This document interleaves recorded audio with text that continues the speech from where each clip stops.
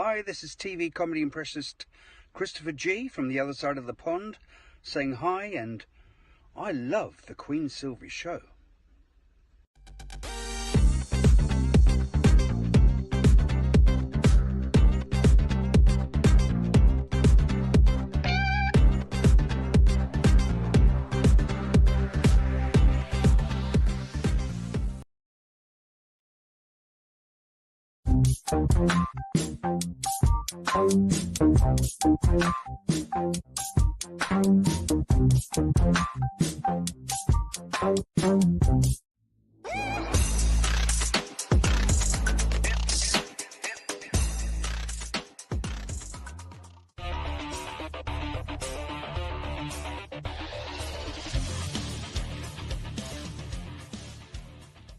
Hi, this is TV comedy impressionist Christopher G from the other side of the pond saying hi, and I love the Queen Silvy show.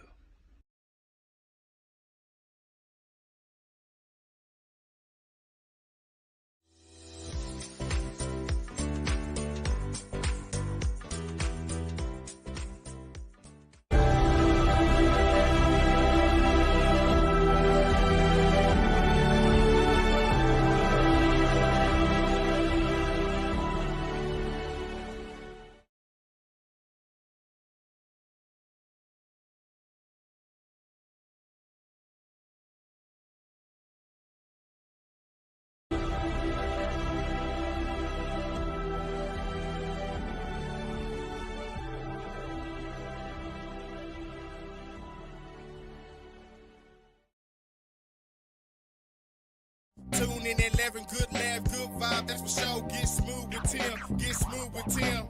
They have you running like you popped the pill. Once you hear the show, you ain't gonna want it to end. Get creative with the sounds you can make with your mouth. Reaching all over the world, Queen Silvy in the house. Award-winning show with the #1 spot, look out. It's the Queen Silvy show, it's the Queen Silvy show, it's the Queen Silvy show, it's the Queen Silvy.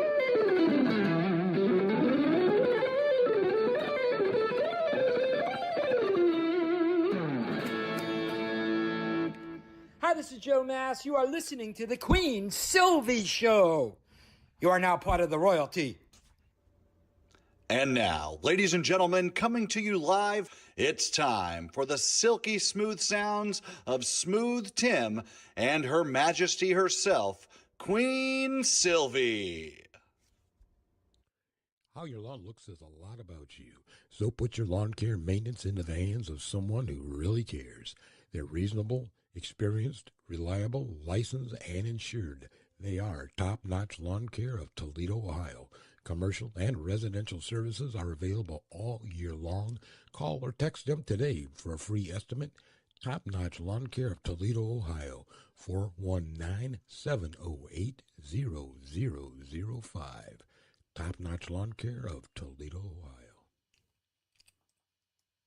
Hey, and we're back. Hey, we are back on this terrific Tuesday. I hope you spread the word. You have time to continue to spread the word to someone who is very deserving. We have a great Tuesday in store for you. Wonderful guest here today sharing her personal story of war, mental, physical, and sexual abuse. A strong queen, determined and dedicated to help women find belief in themselves and be their most radiant selves. Hey, she's live from Western Australia. I introduce to you registered counselor, therapist, Vanja Beric. Thank you so much for having me on. Good morning and good afternoon and good evening where you are right now. Yes, absolutely. 12 hours. To all of you. And Yes, 12-hour difference. I really appreciate you taking the time to be here on the show and share your story and your knowledge for women who really needs this. I mean, it is so important. But before we do talk about women finding belief in themselves, you yourself, Vanja, went through triggers and challenges which contributed to the strong queen that you are today. You are, is it Czechoslovakia? originally Yugoslavia. originally from Czechoslovakia during a time of war where your life changed at a young age. I believe you were 5 years old. But share with me what you will, Vanya, about that time in your life and the traumatic experiences that you endured. Yes. So I was 5 when the war started. And I guess at that time and during all of it, the war, the battle went on for about 5 years. I didn't really have a sense of understanding what was happening. I certainly didn't have, we were moving a lot, there was a lot of fear, there was a lot of change. But as a child, I don't think I had a complete sense of understanding what was happening. And of course, my parents played a role, especially my mum trying to shield us and protect us from what was happening. And it wasn't until I came to Australia and I was completely safe, and there was no danger whatsoever, that the side effects um, started happening and started showing up. And it's usually when you in our survival mode. I guess the emotions don't have time to catch up because you're always looking for the next um, the next thing that might hurt you. And then when you come out of it, everything catches up. Everything just starts showing up and rising, and you don't know what to do with it. I certainly didn't. Well, okay. So, am I correct that at that time in Czechoslovakia during the war, is it because of the war that your father was imprisoned during that time? Yes, yes. So it was he was just in prison because he was in a wrong place, believing in the wrong thing, basically. So he was just a different religion, and he was just on the wrong side of the border. And he was captured and imprisoned for 9 months, and then he escaped. Wow. At that time, so eventually we found out that he was safe and well.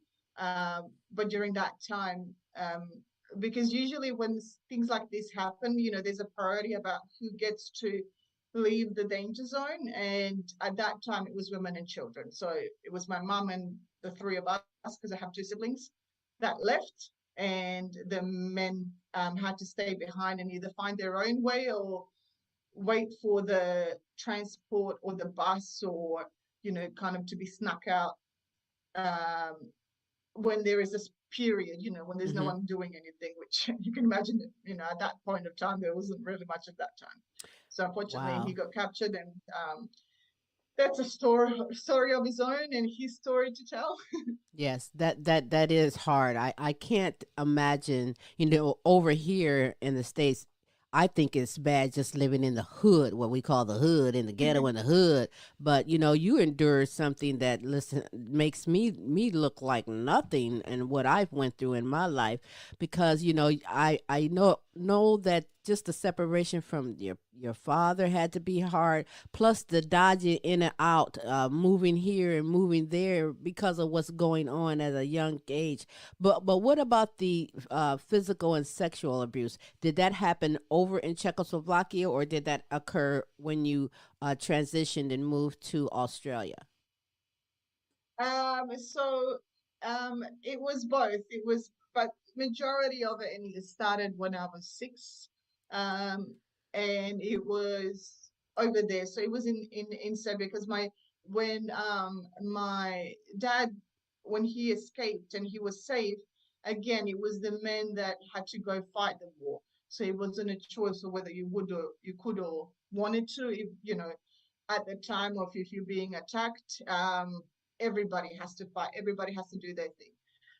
So he came back. He was safe, but then he went into the active war zone, which um, Wow. again, it was just he would be gone for months, and we would just wait to see whether he comes back.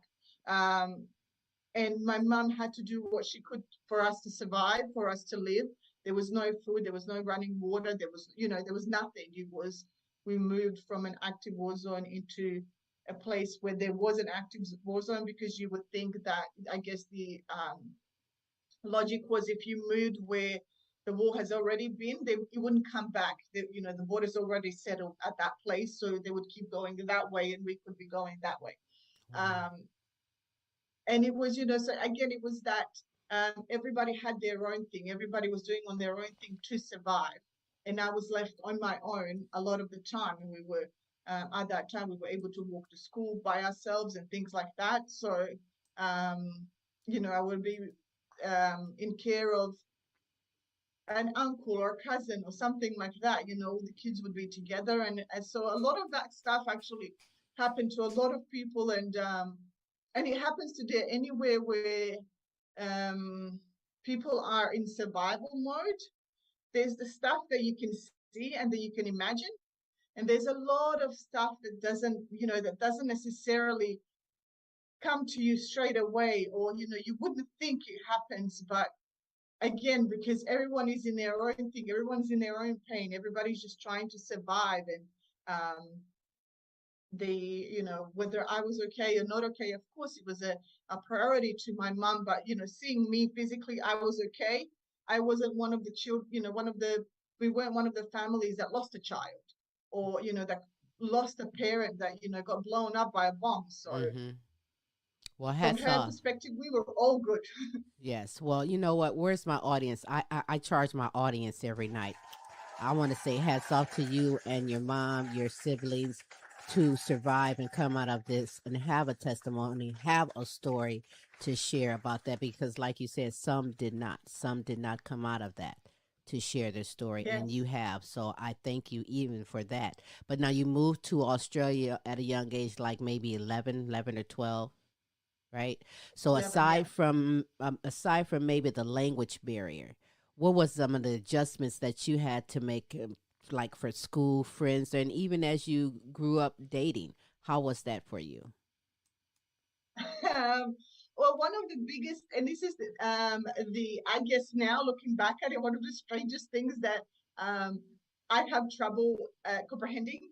So we were in a war zone over there, and it was very dangerous, but I still had very much freedom. We were taught in school, and parents taught us, if you see a landmine, what you should do, so and things like that. If you see a soldier, so we had sirens, so if you hear a siren, what you should do, and things like that. And then we came to Australia, which was completely safe. None of that stuff was needed, like very suburban. We moved to, because we came as refugees, so the country, the government put us in a very suburban place. It was beautiful, but my parents for weeks wouldn't allow us to go outside of the house. Like literally, there were 5 of us in this little 2-bedroom house, and we were all just stuck there. We wouldn't dare go outside because we didn't know what dangers were outside. And that was one of those biggest shocks, is of course, the language barrier, and what's it called, the just barrier in terms of how we're living and things like that. But it was, my parents were still very much, and I think we were still very much in that survival mode. And even stuff that wasn't scary seemed the most terrifying for us, culture shocks and things like that, that took a while to digest. And by the time I started dating, I was in my 20s, so I was well and truly, Aussie by then. Right. Well, that's all right. I understand. That's interesting, though. Yes. Yeah. Culturally, behaviorally, every place is different. And to come in there and just try to get a grip on how am I supposed to behave, what's acceptable, what's not acceptable, all that has to be just hard on a family, especially coming out of the situation you all came out of. Yeah, I wouldn't let you out the house either. I'd be protective, like, you know what, I just don't know. No, we're going to play inside the house. But you know what, it is what it is, and it was done for a good reason, But at what point for you, Vanya, in your life, did you decide to uncover, release, and go through the process of healing for yourself? Well, for the healing, I was in my early 20s, and by this point, I really started seeing the side effects of everything that has happened. As I said once, so I was 11 when my last sexual abuse happened, and it was kind of it stopped after that. And it was, again, when everything stopped, when we were in a safe place, that I started getting side effects, nightmares. I couldn't sleep. I had really, trouble concentrating. I had trouble eating, and all of these side effects, which now I understand are all side effects of trauma. And I really didn't know how to process it. I wasn't doing well in school. And I think one of the things that I thought at the time, especially once I sort of went out of school, was, once I get married and once I have my own family, all of this stuff will leave. I'll feel that sense of love, I feel that sense of safety, and then everything that has happened will just go away. And I was watching this video, and there was this lady on the TV. She was talking about how she was sexually abused. She never went and sought help, and she was married with I don't know, 2, 3 children. And she was saying that she never told her partner. Now, at the time, I never told anyone either. Mm. So, and she was like, it was impacting my marriage and all of these things. And to me, that was the biggest shock. I was like, wait a minute. So, going through the process of marriage and having kids won't make everything go away. Like, I had this brilliant plan. It was just ruined in that second. Right. And I didn't know what to do. So I was like, I think I'm going to have to start looking for help, because it doesn't look like it's going to go away. Mm-hmm. And so I did. I went in, and literally that day, I went on Google and I searched for a counselor. And, after a couple of tries, I found a brilliant one, and I stayed with her for 2 years, and we really got to working through everything and digesting all the pain and figuring it out, and the beliefs and things like that, and really starting to foundations of building self-belief, because I had absolutely none. At this point, I was still surviving. And that is how my journey then started. Of that was that turning point that I realized that I really need to get help. And after I went through my process, I saw how much my life changed. I saw the beliefs and the mindset that I had, and now that I have, in what they're two different worlds.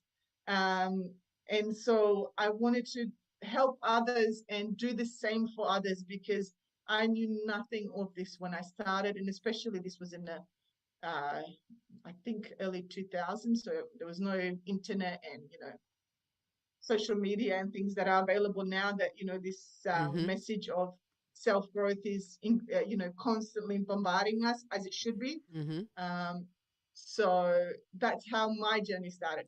Well, good for you. You're a strong woman doing some fantastic things, because, I was concerned just having a conversation with you, thinking, just talking about it, I don't want to cause a trigger. You know what I mean? I don't want to cause an issue, and that happens with some, but you are able to handle that. You've learned what your triggers are, but how do you handle it if you get a trigger? How do you get a grip of you might see something, or someone might touch you or say something that might trigger it? How are you handling that? So the reason why am I able to share this story now, and again, I didn't share it with anyone until I didn't even share it with my family until I was in my 30s, especially about abuse, because no one knew, and obviously apart from the therapist. I worked through it, so I can tell this story without any emotional attachment to it. It's just something that happened to me, and it's kind of left at that. I can distance myself from it. But if I do, and I obviously still do at times, weird things trigger me. I go into the curious state of, why do I feel like that about that situation? What is it about? And it's kind of the process that I also go with my clients, is getting curious and creating awareness of what is happening in your body. What are you thinking? Why are you reacting or acting like that in that situation? What does it mean to you? What does it represent? And once you have that awareness, it no longer holds power over you, because it's kind of like the monster in a closet. And you have this idea of what it is, because it's in a closet, you can't see it. And if you were to describe it, you would describe it bigger than anything you've ever seen. But if you open the door and look, it might be just a shadow of something in a closet. Right. Let me ask you a question. How did you work through taking ownership of things that you were responsible for and letting go of the situations that other people created that you had no control over? Oh, good questions. I'll start with the second one and I'll come back to the first one. How did I So one of the things that I obviously had to work on in the situations that I was too vulnerable, too small, I didn't have any power to control. And obviously those are the things that happened as a child, is cultivating enough healing, enough love to go through the process of forgiveness. Mm-hmm. And to me, forgiveness means letting go. It doesn't mean anything about the other person. It just means letting go and not allowing that situation to determine who I am, not allowing that situation to control me or, have any power over me. And that certainly, it took a long time and a lot of working through and a lot of healing. Um, and that's how I can create that separation in terms of how I took ownership. I take ownership in, again, what my actions and reactions are. So, for example, as you said, and I used to be I used to hate anybody touching me, especially if it came suddenly. It would just, I would jump up straight away. And it was taking ownership, again, understanding that is triggering me from something that I had no power and no control over. But this moment right now, I have control over this. And let me take ownership of how I react, how my body reacts, what do I need, or what does my body need to not feel threatened when someone brushes past me or when someone puts their hands on me.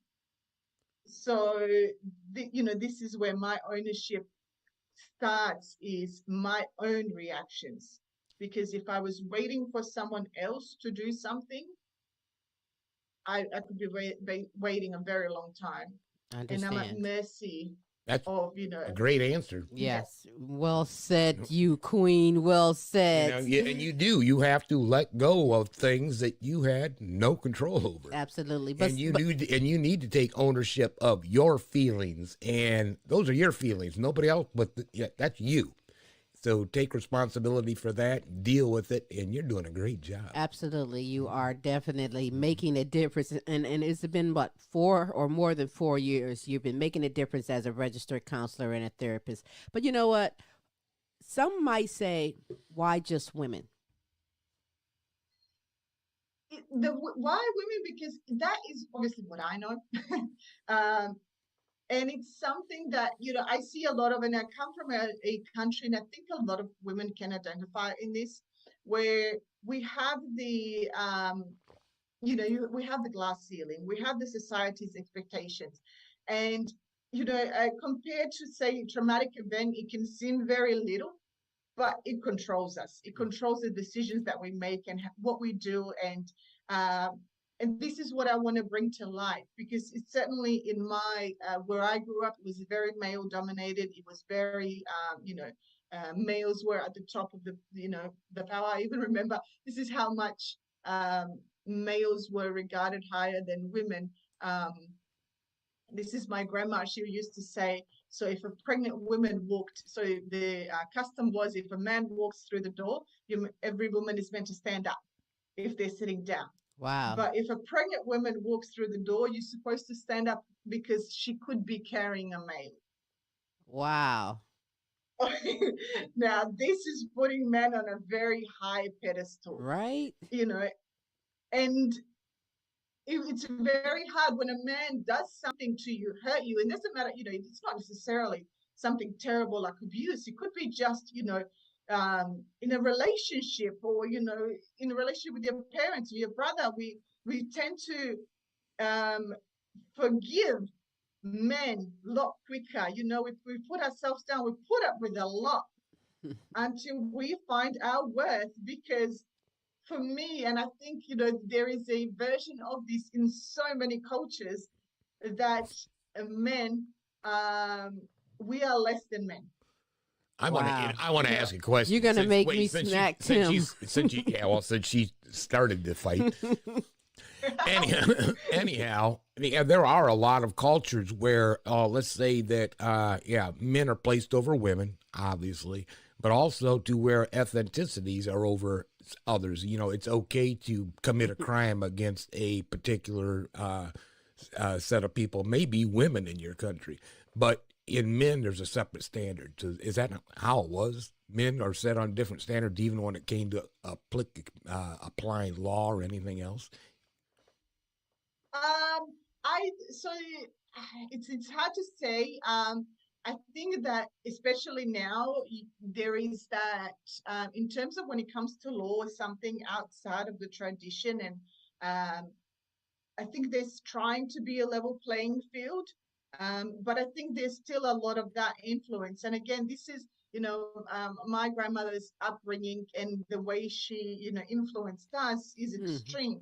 But there are these subtle versions of this in our lives, and I think even in a Western culture, because in Western culture, Australia, America, and Canada is made up of multicultural people, Right. and so it's not just one culture. Yes, of course, we want to come to this standard where we are looked at as equals, but we also want to. And there's a lot of women who can't see themselves as equals. And it could be that, when we're having a conversation like this, there could be absolutely, I know that I'm same worth as a man, but, they're a lot quicker to forgive a man than they are a woman, or things like that, where you just slowly and subtly, you hold men to a higher standard than you do to a woman. And it could be even something like, something like in terms of society's expectation, you're meant to get married at a certain point, have children at a certain point, because we have the biological clock. And then if you don't have children, then there's something wrong with you. And if you do have children and you work, you're a bad mother. But then if there's all these yeah. That's a shame, though. I mean, there are a lot of traditionalists. I call them traditionalists that live in certain. This is the way it's been. This is the way it's always been. So why change it? Well, I tell you why change it, because we are queens, okay? And here in this house, I'm not going to have it any other way. I don't care what's outside the house rules. In this house, Tim better sit down and but no, I'm just kidding. I'm just kidding. I am so just kidding. But I do want to take note and say this, that for some, when they believe something, you constantly look for evidence, or you create more evidence that that belief is true. So if you believe that you're unworthy, you'll view every mistake, every mishap, every rejection as proof that you're not good enough. And, when it comes to self-belief, self is a big word in itself. We must have self-confidence, because that means that you accept and trust yourself. You know what I mean? You have a sense of control in your life. We must possess self-esteem, because it has to do with how we evaluate ourselves, what you think of yourself. We must have self-compassion, because it's how you treat yourself, and it's important to love yourself. So with your profession, Vanya, what steps or strategies should a woman implement in getting over the past and moving on? Because it's easy for some, but it's so difficult for others. Yeah, absolutely. And one of the things that holds us back is, again, what we believe or perceive that, there's a consequence if we work through it. There's a consequence of, if I take a different action or a different step. So creating that awareness of what we talked about before, having an understanding of what's going on in your head, having an understanding of how your body is reacting.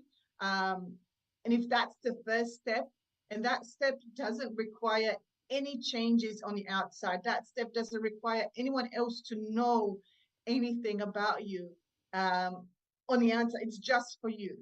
That self-awareness is just for you. So cultivating that in moments. So if you are being reactive in a situation, whether you're having an argument, with your partner or kids or something like that, or even at work. Um, of course, there's two sides to every story, and there's a second player, and they would have done something to um, annoy you, trigger you or things like that. But you have to take ownership of your reactions and your triggers, and asking yourself, why in that moment did I believe that was the best way to act? Why in that moment did I feel like I needed to yell to be heard, or stay quiet when I knew what I wanted to say? Mm-hmm.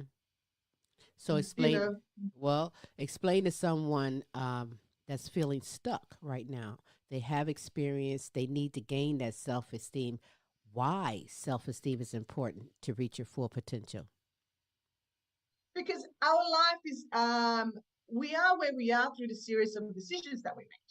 So understanding that, and we make a decision on something whether we believe we can do it or we can't do it.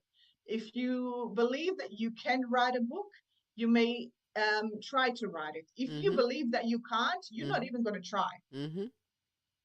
And so it's the same thing, if you're in a bad marriage or in a bad job, if you think that you can make it outside of that situation, you go.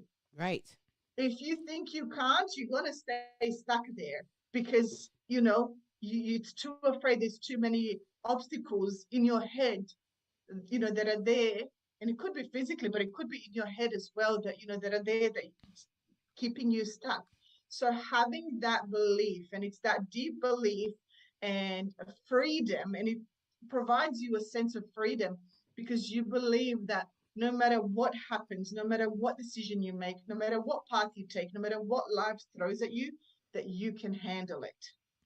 Yes. Can I ask you a question? And I'll wait. sure. Where do you go to reinforce your positive thinking like you're just expressing now? I go within. I, I go within, and again, continuously assessing my actions and reactions. And if I do have a decision to make that is, that I'm trying to weigh up, or there's doubt, or because sometimes it's not black and white. Sometimes it's not so simple, like, that's 100% good, that's 100% bad. Mm-hmm. Thinking about my, what do I want to do with my life? What is my purpose? Why am I put here? And my honest belief is that I'm put here to serve, to help others. And so which path will take me there? And again, having that belief that if that was the wrong path and everything starts crumbling down, I can handle it and I will figure it out. And again, there are people who've been through wars, who've been through terrible things that put them in survival mode, Mm-hmm. and they made it out and they survived. Yes. Yes, And indeed. so that's where that sense of belief that whatever life throws at me, I have the strength to handle it. And that's where that deep rooted self belief comes in. And of course, from that comes freedom because we're free to choose. We don't have Right. to go by society's expectations or our fears or whatever it is that's making us feel stuck or holding us back. That's awesome.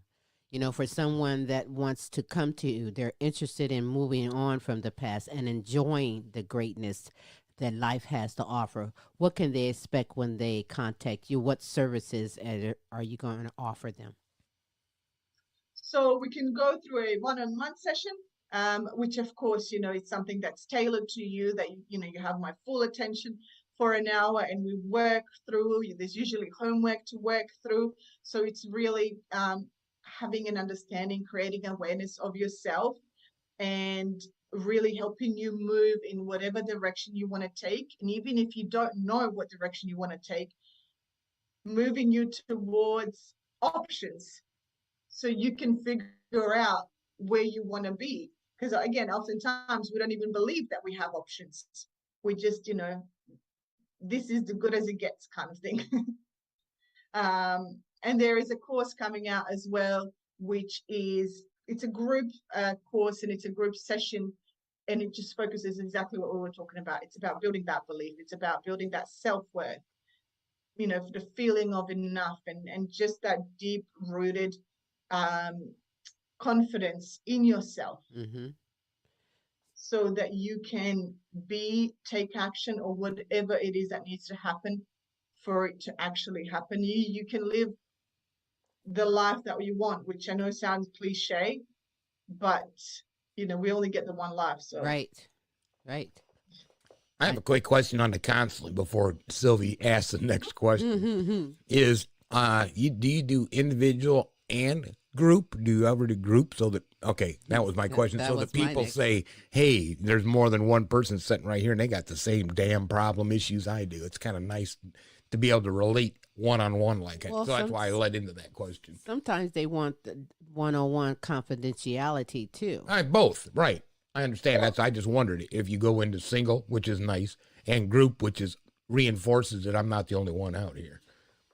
yes, absolutely. And that's what I love about, because community, and there's so much research done in terms of how community is beneficial to us and how community helps us with our mental health.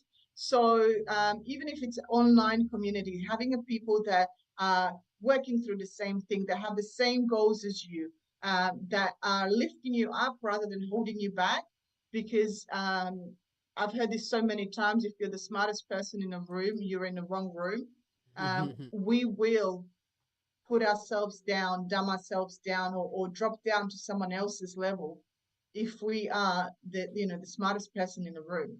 So having people who will uplift you and move you, absolutely, that is so important. And that's why I created the group sessions. But oftentimes in group sessions, there's something that, as you said, you want to take offline. I would say this is too big for me to dissect in a group session. So let me just work one-on-one, let us work through that, and then I'll still, so you can do both, absolutely. And that's the beauty of it.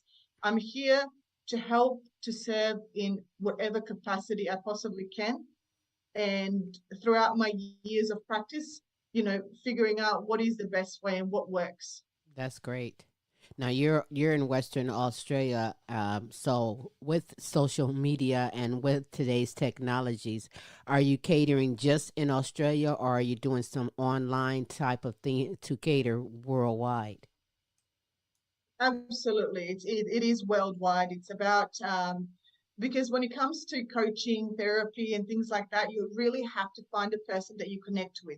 You have to find a person who you believe understands you and helps if they speak of things that really touch deep. So I could be good at someone in here in Perth that's 5 minutes away, or someone that's, I don't know how many, 12 hours away. I could resonate with that summer person. So it's, my community is worldwide. Well, that is so great to hear. Honestly, you are a gift with a blessing, and you're giving back, making a difference to others who have been through the path, similar paths, but who needs your service and your help, because it is so important. And I'm honored to have you here on the show. But for someone that wants to get in contact with you, what can they do? How can they contact you to get some of your services and or ask a question? I'm sure someone has a question that they need to ask, and you are there for them. Absolutely. There is so many ways. I have a group on Facebook. It's called Radiant Women. But the best way to find all of this information is just go on my website, vanjaberic.com. That's VanjaBeric.com. Everything is on there. The link to the Facebook group is on there. I'm a lot on Facebook groups. So if you have a question, you want to chat about something, you can DM me or just ask in the Facebook group, and people will jump in and help. And also I'll be there to answer questions as much as I can. Absolutely. Listen, with your story, Vanja, have you considered doing a book, perhaps? It's one of the things that I have been toying with. The idea of writing a book sounds amazing. And for so many years, I never thought that I could, again, that belief that, that's for other people, that's not for me. But it's certainly, doing the work I'm doing and coming into my belief, it's certainly something that's on my list. It's just now finding the time. That's all right. It's good therapy too. Yeah, let me know when you do, though. It's Ooh. very interesting, and I love to put that out as well. But you seem to be a great survivor. You've come through it all successfully. How is your family through all of this? They are so they're amazing, and they're each, I have to allow for each one of them to go through their own healing process and go through their own stage, and not push, because I'm a therapist. In the beginning, I was, especially when I started therapy, I was like, oh my God, you have to try this. It's amazing. It's amazing. It's amazing. And everyone was so reluctant. And especially, coming from a country where we don't believe in therapy is Right. the quote that comes up often. So allowing everyone to go through their own process and go through their own healing, and again having that self-awareness allows me to see what they're going through, even in today. My mum was over just recently. She actually left this morning. She lives in another state, and when she came in, with all this war with Russia and Ukraine, and everything that's happening with the world and pandemic, we jumped in a car when I picked her up from the airport, and she just started rattling, that there's this happening in the world, and there's this happening in the world, and I don't know what's going to happen to us, and all of these things. And I was just like, whoa, hi, mom, and it was then I was like, wait a minute, she is in survival mode. She's Yes. still working through everything that has happened, and she's just trying to be very alert of what's happening in the world, and possibly having a fear of, going through what she has gone through again, and trying to be, is there a way I can prepare for this? Is there a way I can prepare for a pandemic? If another war happens, what can I do? Mm-hmm. And allowing her, giving her space to do that, it's so important. And because a lot of times when I work with couples is, I'm doing the work, but he isn't. So it's a Or, form. She still has PTSD. Yeah, I Yeah. think so. I You think, in a way, I think it's a very mild version, because she doesn't necessarily react from it. But I think it's still very much anything that, has a threat of life. She's still Brings very back much that reacting. memory.